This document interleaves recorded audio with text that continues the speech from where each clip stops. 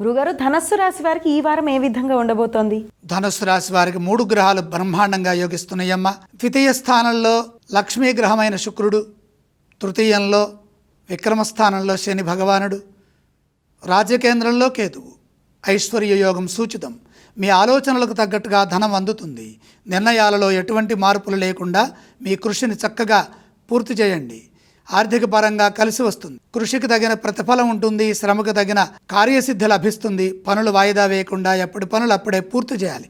ఎందుకు ఈ మాట చెబుతాం ప్రతిసారి అంటే, గ్రహ దోషం అధికంగా ఉన్నప్పుడు, అధికం అంటే 6 గ్రహాలు దోషంలో ఉంటే, మనం మంచి చేద్దామని మొదలు పెడితే ఏదో ఒక రకంగా విఘ్నం, అది మానసిక విఘ్నం కావచ్చు, శారీరక అలసట కావచ్చు, ఆలోచన పూర్వకంగా సరిగ్గా ఉత్సాహం లేకుండా ఉండొచ్చు.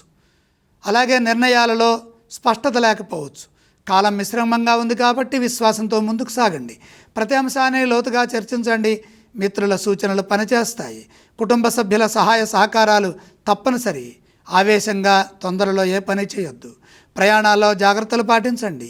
వివాదాలకు దూరంగా ఉండండి. శాంతంగా, సున్నితంగా సత్యాన్ని మాట్లాడండి.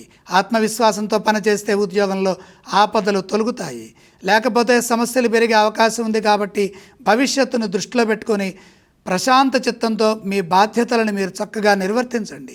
బుద్ధి బలాన్ని ఉపయోగిస్తే వ్యాపారంలో కూడా కలిసి వస్తుంది. ఖర్చుల విషయంలో జాగ్రత్తలు అవసరం. అలాగే గురుగారు, ఈ రాశి వారు ఏ స్తోత్రాన్ని పఠించాలి ఈ వారం? ధనుసు రాశి వారు నవగ్రహ శ్లోకాలు చదువుకోవాలి. ఈ రాశి వారు ఏ ఏ ఆలయాలను సందర్శిస్తే శుభ ఫలితాలు కలుగుతాయి? నవగ్రహాల్ని దర్శించడం ముఖ్యం. ధనస్సు రాశి వారు ఏవేవి దానం చేస్తే మంచిది? సూర్యప్రీతిగా గోధుమలు దానం చేయండి.